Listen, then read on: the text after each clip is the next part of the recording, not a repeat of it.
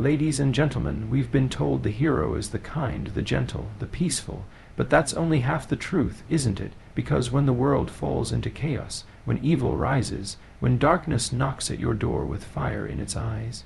Certainly, here's an expanded 500. Word speech based on the keynote controlled power is true strength. Keeping the tone professional, motivational, and emotionally engaging. Just like a speech you'd expect from Jordan Peterson, but without naming him. They say strength is dangerous. They say it's something to fear, to avoid, to suppress. But let me ask you, is it really strength that's dangerous? Or is it the lack of control over it? Controlled power is true strength. Not brute force, not blind rage, not unchecked emotion. Real strength is having the ability to destroy, and choosing not to. Real strength is the man who can fight but walks away, the woman who could scream but speaks with calm. The person who could burn it all down but instead builds something better. That is strength. That is what makes a hero. See, we've been taught a dangerous lie, that to be good you must be harmless. That virtue comes from weakness, but weakness is not virtue. It's just weakness. If you're not capable of causing harm, then your gentleness is not a choice. It's a limitation, and limitations don't make you noble. What makes you noble is having the power to cause chaos and the wisdom to hold it back. That's the kind of strength the world respects. That's the kind of strength that changes lives. You cannot protect anything if you are powerless. You cannot stand for what's right if you have no strength to resist what's wrong. So then, what kind of hero can you be if you're afraid of your own power, if you're so desperate to be seen as nice, that you never learn how to be dangerous when it matters most? The people who make the greatest difference, look at them closely. They're not passive. They're not timid. They've been through battles, both inside and out. They've built themselves like warriors, not because they love violence, but because they know what's at stake when good people do nothing. When you meet someone truly strong, you'll notice something strange. They're calm. They're composed. Their words carry weight not because they yell, but because they don't have to. That's the aura of someone who knows their power and doesn't need to prove it.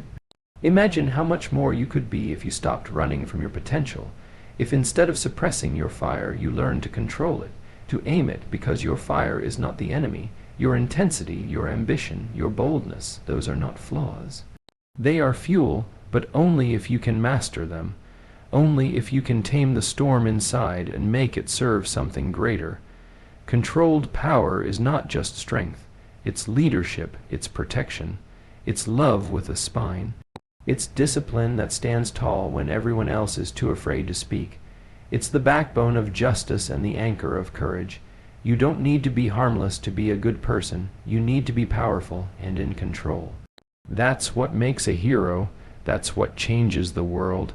Absolutely. Here's a 500-word expanded speech on the keynote weakness is not virtue, with the same motivational and emotionally charged style, powerful, professional, and impactful, without any subheadings or a formal conclusion. We live in a world that's started confusing weakness with virtue, that somehow being fragile, passive, and harmless is something noble. But let's tell the truth, weakness is not virtue. It never has been. Virtue is not the absence of the ability to do harm. It's the presence of strength restrained by choice. There's nothing admirable about being incapable. There's nothing impressive about being too timid to stand, to speak, to push back when life demands it. That's not goodness. That's just fear wearing a mask. What makes someone virtuous is their ability to be dangerous, powerful, aggressive even, yet choosing to act with discipline and integrity. You can't be courageous unless fear is present. And you can't be virtuous unless there's the real possibility of doing otherwise. That's what makes strength valuable. It's directed, it's measured, it's intentional. Weakness doesn't have a choice. A weak person isn't peaceful. They're just not capable of conflict. A weak person isn't tolerant. They're just too insecure to confront anything. But a strong person who chooses peace, a powerful individual who offers grace instead of revenge. That's who you follow. That's who you trust. You can't protect the innocent if you're weak. You can't stand up for what's right if you're fragile. You can't lead, inspire, or build anything lasting if you collapse under pressure. Weakness invites chaos. It doesn't hold it back, and the more we celebrate it, the more we weaken the backbone of everything that holds our society together. Strength is the foundation of character, not just physical strength, though that has its place, but moral strength. Emotional resilience, the courage to face the truth when it's painful, the ability to say no when everyone else is nodding along, that doesn't come from comfort, that comes from trials, from forging yourself in fire. Weakness avoids fire, strength walks through it and comes out better. People think they're good because they avoid conflict, but avoiding conflict isn't virtue, it's often cowardice. Virtue is going into the storm because you know someone else can't. It's speaking up when silence would protect you. It's doing the hard thing, the right thing, even when it costs you, especially when it costs you. And that kind of character doesn't come from being soft. It comes from being strong enough to choose what's right instead of what's easy. So no, weakness is not virtue. It never was. Virtue is when you have a sword but you keep it sheathed. Virtue is when you've built yourself into someone powerful, not so you can dominate, but so you can defend. So you can serve, so you can endure what others can't. That's the difference. That's what it means to be truly good. Because goodness without power is just a dream, but power with purpose, that changes the world. Certainly, here's an expanded 500-word speech on the keynote, "The Monster Within is Necessary," delivering a motivational and emotionally charged message, professional and impactful. There's a side of you, a side we've all tried to suppress, ignore, and deny. That part of you that's intense, that's bold, that's capable of tremendous destruction. We call it the monster within. But what if I told you that this monster isn't something you should fear? What if I told you that the monster within is necessary? Because it is. It's not something to hide from or run from, but something to embrace, understand, and control. We've been taught that to be good, we must be docile. We've been conditioned to believe that power, aggression, and intensity are inherently dangerous, and that the way to be virtuous is to live in constant restraint, to avoid conflict, to be gentle at all costs. But true strength lies in what we choose to control, not in what we deny. A man who has no monster inside him has no strength at all. A person who cannot access their own aggression, their own drive, their own fire, how will they ever stand against what is unjust in the world? It's not the absence of darkness that makes you good, it's the presence of light despite it. The monster within is not about being a slave to your impulses. It's about understanding the raw, primal energy that exists within all of us and learning to wield it. The world doesn't need more harmless people. It needs people who know how to stand their ground. It needs people who understand that aggression, when controlled, is an essential part of self-preservation, of fighting for the things that matter. The monster within is necessary because there will be times in life when peace doesn't come through words or negotiation. There will be times when you have to fight, and you have to fight with everything inside you. There will be times when the world demands not your kindness, but your strength, the ability to defend what is right, to protect those who cannot protect themselves. The monster within is the force that allows you to stand up when everyone else is running. It's the fire that keeps you pushing when others have given up. It's the anger that fuels your fight for justice, the relentless will that will not let you be crushed by life's hardships. You may look at that side of yourself and think it's a flaw, something you should suppress, something that makes you dangerous in the wrong way. But it's only dangerous when left unchecked. The person who never taps into their power is at the mercy of those who know how to harness theirs. If you cannot summon the beast within when necessary, then how will you ever withstand the storms of life? How will you protect what you love? How will you ensure that you fight for what's right? The world respects power, but it follows those who wield it with purpose and discipline. The monster within, when tamed and controlled, is the key to your survival and success. It's the engine that drives you to greatness. Without it, you're a ship without a rudder, at the mercy of the tide.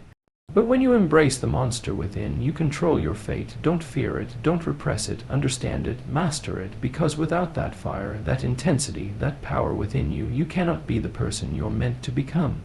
The monster is not a curse. It's the tool you need to change the world. Certainly. Here's an expanded 500-word speech on the keynote. The path of transformation is brutal. Delivering a motivational and emotionally charged message in a professional and powerful tone. The path of transformation is never easy. It's never smooth, and it's never free from suffering. In fact, the path of transformation is brutal. It is a path that demands more from you than you've ever been willing to give. It forces you to confront your fears, your insecurities, and your limitations. It drags you through the fire and leaves you scarred, but stronger. Because growth, real growth, never happens in comfort. It happens in the struggle. We live in a world where we are constantly told to seek happiness, to chase comfort, to avoid pain at all costs. But this is a lie. Comfort will never bring you greatness. Comfort is the enemy of transformation. If you seek ease, you will never change. You will never become who you are capable of being. Transformation requires discomfort. It demands that you tear down the old version of yourself and build something new, something better, something stronger. And that process is painful, it's disorienting, it's confusing, but it is also necessary. We all have a vision of who we want to be. We all have dreams, goals, and aspirations. But what we fail to realize is that the person we want to become is not going to magically appear overnight. The person you envision isn't going to show up by simply wishing for it or hoping for it. That person will only emerge after a relentless battle with the parts of yourself that need to be destroyed. It's the part of you that's comfortable with mediocrity, the part that is afraid to step outside of the familiar, the part that wants to stay small and safe. To transform into something greater, you must first be willing to let go of the old. This process is brutal. It's not easy to face the truth about who you really are and what you really need to change. It's not easy to admit that your old ways of thinking, your old habits, and your old comfort zones are holding you back. But without this brutal honesty, without this willingness to suffer the pain of change, you will stay stuck in the same cycle, never moving forward, never evolving. Transformation is a battle against your own self-doubt, your own fears, your own laziness. It's the battle of waking up early when you'd rather sleep in, of pushing yourself harder when you're exhausted, of continuing to move forward when the world tells you to quit. It's a journey that will test every fiber of your being. It will require sacrifice. It will require pain. But every step forward, every moment of struggle, is a step toward becoming the person you were always meant to be. The transformation process is brutal because it strips away everything that's not serving you, everything that's holding you back. It's like chiseling away at a block of stone until the masterpiece inside is revealed. And that process isn't gentle, it's raw, it's violent, and it's relentless. But when you emerge from it, when you reach the other side, you will be unrecognizable. You will be stronger, wiser, more capable, and more aligned with your true potential. So, embrace the brutality of the transformation. Don't shy away from the pain. Understand that the path to greatness is meant to be hard. The harder it is, the greater the reward. If you can endure the struggle, if you can push through the pain and the suffering, you will come out on the other side a new person, someone capable of achieving things you never thought possible, and that is the essence of transformation. Absolutely. Here's an expanded 500-word speech on the keynote Tame the Chaos, Don't Hide from It, delivered in a powerful, motivational, and professional tone. Chaos, it's a word we all know. It's the storm that rages inside us. It's the confusion, the unpredictability, the things in life that seem to spiral out of control. The truth is, chaos is a part of life. It always has been. But here's where we go wrong. We think that the solution is to hide from it, to avoid it, to pray that it will go away. We believe that the way to peace is to run from the storm, to pretend that it doesn't exist, to shelter ourselves in some false sense of security. But here's the hard truth. You cannot hide from chaos. You cannot avoid it. No matter how much you try, life will always throw uncertainty at you. The question is, how will you respond? The answer isn't to flee, to bury your head in the sand, or to pretend that everything is fine when it isn't. The answer is to tame the chaos, because the chaos is not your enemy. It's your test. It's the fire that will either break you or forge you into something stronger. The real challenge is not the chaos itself, but your ability to control how you respond to it. Can you face the storm and stand firm? Can you learn to navigate the turmoil with wisdom, strength, and calm? That is the mark of true power. When you try to hide from chaos, you become a victim of it. You become a passive observer, swept along by forces you cannot control. You give up your power, your agency, your ability to shape your own destiny. But when you decide to face chaos, when you look it in the eye and say, "I will not be moved," that's when you start to regain control. That's when you start to tame it. Taming the chaos means taking ownership of your life in the midst of uncertainty. It means accepting that things will never be perfect, that things will not always go your way. It means understanding that chaos is a force of nature, and it is not something you can change or control entirely. But what you can control is your response to it. You can choose how you react. You can choose whether to give in to fear, to anxiety, to frustration, or whether to rise above it. The person who tames the chaos is not someone who has everything figured out. They're not someone who lives in perfect calm all the time. No. The person who tames the chaos is someone who understands that life will always be unpredictable. And yet, despite the uncertainty, they are able to move forward with purpose. They are able to make decisions even when the future is unclear. They are able to lead themselves and others through the storm with clarity, strength, and confidence. This doesn't mean that the chaos will ever go away. It will continue to come, but you will have the strength, the resilience, and the wisdom to meet it head on. You will know how to steer through the turbulence, to find your footing when everything seems unsteady.